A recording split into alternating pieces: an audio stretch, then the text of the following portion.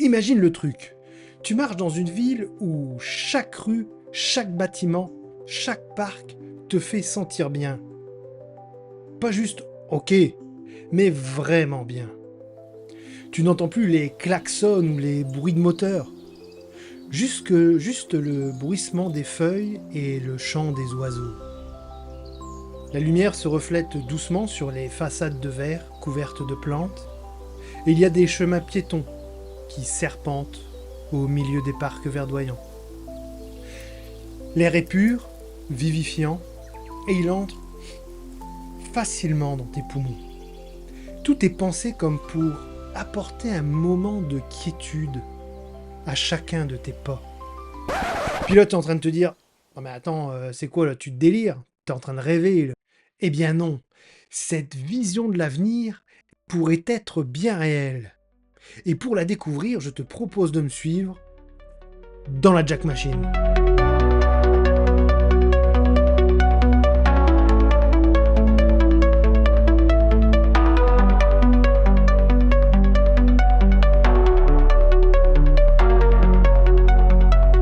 Quand on pense à la science-fiction, on pense souvent technologie, ville gigantesque, gratte-ciel en verre, vitesse, bruit. Tout ce genre de choses dont la science-fiction nous abreuve à longueur de film. Ça, c'est ce qu'on nous dit, mais est-ce que vous ne pensez pas que peut-être nous pêcherions par manque d'imagination?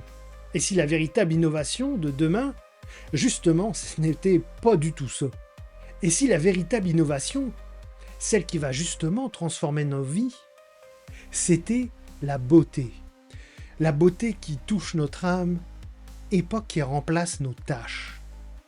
Parce qu'au fond, la beauté, c'est pas juste de l'esthétique. Oh non! La beauté, c'est bien plus profond que ça. La beauté, c'est ce qui reflète les valeurs profondes de notre civilisation. C'est ce qu'on veut voir dans notre monde, dans notre environnement. L'harmonie, l'équilibre, le respect de l'humain et le respect de la nature. En fait, la beauté pourrait être justement la clé de cette innovation qui résonnerait avec ce que nous sommes vraiment. Regarde par exemple les super trees de Singapour. Ces arbres géants que tu as peut-être vus en photo dans les jardins de la baie. Mais ce que tu sais peut-être pas, c'est qu'ils sont bien plus que juste cool à regarder. En effet, ces arbres captent l'énergie solaire pour alimenter en électricité toutes les structures qui se trouvent autour. Ils accueillent aussi une végétation intense qui booste la biodiversité. Et donc ils ne sont pas juste beaux, ils sont beaux, utiles et s'intègrent à l'environnement. Ils le propulsent vers le haut. Et c'est précisément ça, l'innovation que j'ai en tête. Alors imagine si toutes nos villes devaient ressembler à ça. Si chaque bâtiment, si chaque innovation architecturale ne se contentait pas d'être juste efficace, mais cherchait aussi à refléter et à créer des lieux qui reflètent notre envie de se sentir bien, où nous serions connectés avec la nature et révélant ce qu'il y a de plus beau en nous. Sincèrement, est-ce que tu ne penses pas que ça changerait tout? Parce que l'architecture, ce n'est pas juste des bâtiments, c'est aussi le reflet privilégié des valeurs d'une époque. Et de ça, t'as des exemples partout. Les temples grecs, les pyramides d'Égypte, les cathédrales gothiques comme Notre-Dame. Chaque époque a utilisé l'architecture pour dire quelque chose d'important, pour montrer ce qu'elle considérait comme sacré, ce qu'elle considérait comme beau, et surtout ce qu'elle considérait comme éternel. Et justement, la magie, c'est qu'aujourd'hui, on peut choisir la direction dans laquelle on veut aller. On peut choisir de continuer à construire des villes où tout est axé sur l'efficacité et l'économie. Ou on peut se poser et se dire « Et si on crée des espaces où l'innovation est guidée par des valeurs humaines, des trucs qui comptent vraiment comme la beauté, l'harmonie, même la durabilité ?» Effectivement, d'innombrables études nous ont montré que vivre dans un environnement beau, où la nature est présente, où tout est pensé pour l'humain, ça améliore le bien-être. C'est pas pour rien que des villes comme Copenhague ou Barcelone, qui ont des espaces où tout est fait pour qu'on s'y sente bien, ont une population qui est moins stressée qu'ailleurs. On a des trucs par exemple, comme la High Line à New York, je ne sais pas si tu l'as déjà visité, mais c'est une ancienne voie ferrée qu'ils ont transformée en parc suspendu. Et le résultat, c'est que ça a complètement changé le quartier. Ça a créé un endroit où les gens peuvent se reposer, se balader et se reconnecter avec eux-mêmes. Et c'est pas ça qu'on veut, non? Des endroits qui nourrissent l'âme. Alors dans ce contexte, la science est évidemment super importante. Elle peut faire des trucs incroyables quand elle travaille main dans la main avec la nature. Le biomimétisme, c'est quand les ingénieurs et les architectes s'inspirent de la nature pour créer leurs bâtiments. Et dans ce cas-là, on va au-delà que de faire des choses jolies. On s'inspire carrément de la nature pour faire des bâtiments plus performants, plus résilients et plus durables. Imagine un peu une ville construite avec tous ces concepts en tête. Ça donnerait des bâtiments qui régulent la chaleur avec le même système que celui des carapaces de tortues. Des systèmes de ventilation inspirés des termitières. Ou des façades d'immeubles qui fonctionnent comme des plantes pour récupérer et utiliser l'énergie solaire. C'est malade. Et le pire, c'est que c'est même pas de la science-fiction. Tout ceci est déjà utilisé ou est en cours de développement actuellement.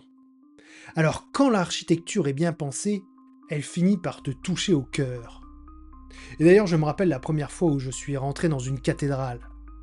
Tout de suite, t'es comme frappé par la lumière des vitraux, par le silence, par ce sentiment de grandeur qui te dépasse. C'est pas juste un bâtiment, c'est une expérience. Et d'ailleurs, je me souviens d'un jour particulier où j'avais de la peine. J'étais un peu perdu et je me suis assis au milieu de cette église vide. Et j'ai abandonné. Eh bien, croyez-le ou non, à ce moment précis, c'est bien le bâtiment qui m'a soutenu. Il est devenu comme une sorte d'écrin pour ma peine. Les longues colonnes qui soutiennent la nef étaient comme des piliers qui empêchaient les derniers espoirs qui résidaient en mon cœur de s'effondrer. La lumière crue était filtrée par les vitraux pour en extraire cette douceur qui venait apaiser ma douleur. Et l'image de cet homme crucifié au centre qui me disait sans mots « Je sais, je te comprends ». Et c'est là que j'ai compris que certains bâtiments, en particulier les églises, ne révèlent leur sens que lorsque vous êtes en détresse, lorsque votre âme est à terre. Quand tout va bien, ils sont bons à démolir, à convertir en salle des fêtes.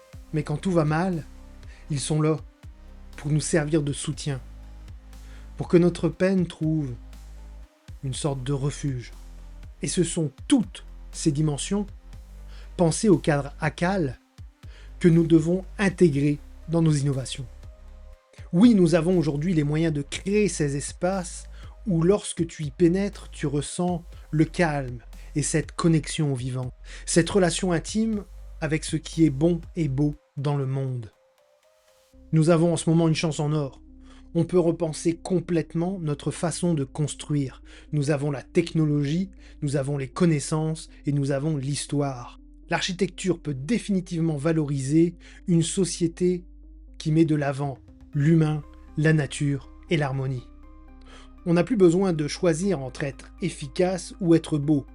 Nous pouvons avoir les deux, soyez-en convaincus. Alors la question c'est qu'est-ce qu'on va faire? Car l'innovation, ce n'est pas que de la technologie, c'est aussi du progrès humain. Comment innover tout en restant fidèle à nos valeurs profondes? Comment créer un monde où chaque innovation est une célébration de la beauté, du respect, de l'harmonie? Car non, l'innovation, ce n'est pas réservé au génie. Non, ce n'est pas Elon Musk ou les grands ingénieurs qui décident de tout. Chacun de nous a un rôle important à jouer. À chaque instant, dans nos gestes, dans nos choix, nous pouvons décider de placer la beauté au centre de nos réalisations. Au fond, c'est quelque part une décision collective. Par exemple, vous êtes architecte, insufflez la vie dans vos projets et s'il vous plaît, baissez les devis afin de rendre le beau plus accessible, afin de rendre le beau plus présent. Nous comptons sur vous.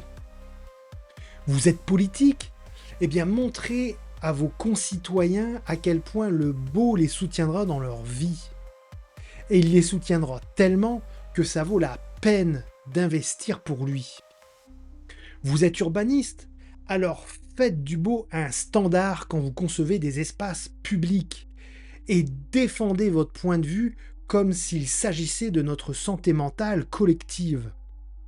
Vous êtes citoyen?